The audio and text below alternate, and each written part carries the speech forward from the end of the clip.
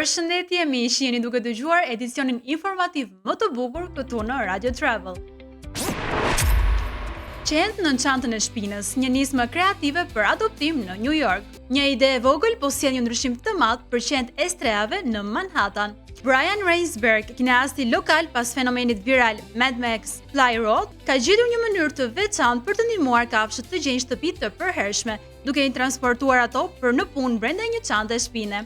Programi i njohur si udhëtimi për adoptim një herë në javë zgjedh një qen nga streha dhe vendos në mënyrë të sigurt në një mbajtje të specializuar, me një tabelë të dukshme që thotë "Ma adopto". Më pas dyshja udhëton në metron e New Yorkut, parqet e Manhattanit dhe kafenet lokale, duke i prezantuar qend adoptuesve potencial në ambiente reale. Serumi revolucionar që riprodhon flokët në vetëm 20 ditë. Një lajm i madh për njerëzit që kanë probleme me flokët vjen nga Universiteti Kombëtar i Tajvanit. Një ekip studiuesish kanë krijuar një serum për skalpin që mund të ndihmojë flokët të rriten dukshëm brenda 20 ditësh. Ky serum nuk përdor hormone ose medikamente të forta.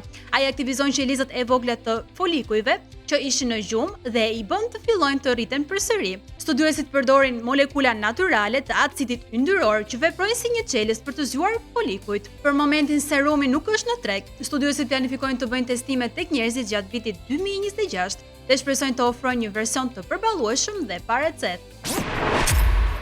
Portrete unike nga xhinset e vjetra. Cristian Ramos krijon portrete të hollësishme të personazheve të famshme dhe kamshëve, duke përdorur copa të vogla xhinsesh të prera. Duke bashkuar me kujdes nuancat e ndryshme të stofit, Cristian realizon portrete që janë po aq të detajuara sa edhe të veçanta. Çdo vepër merr rreth një muaj për t'u përfunduar dhe nuk mund të riprodhohet. Çmimet varojnë nga $9,000 deri në $15,000 dhe subjektet e tij përfshin ikonat e Hollywoodit si Marilyn Monroe, Audrey Hepburn dhe David Bowie, si dhe kafshët madhështore si luanët dhe leopardët. Plani viral i ChatGPT për të jetuar deri në 140 vjeç fokusohet te qetësia mendore. Një përgjigje virale nga ChatGPT ka ndezur një debat global mbi jetëgjatësinë, pasi një përdorues e pyeti inteligjencën artificiale se si mund të jetojë deri në 140 vjeç. Ndryshe nga këshillat klasike për dieta strikte apo suplemente të shtrenjta, përgjigje AI-s thekson rëndësinë e urtësisë emocionale dhe eliminimin e rezistencës së brendshme. Sekreti nuk është biologjik, por emocional. Duke u bazuar në të dhënat në të ashtu quajturat zonat blu, rajone ku njerëzit jetojnë natyrshëm mbi 100 vjeç, AI identifikoi stresin kronik si faktorin më shkatërues për jetëgjatësinë.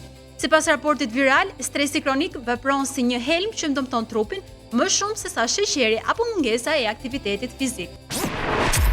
Dhe me këtë lajm ne kemi ardhur në fund të Happy Feet dhe për ditën e sotme, por ne do të dëgjohemi sërish nesër vetëm në Radio Travel.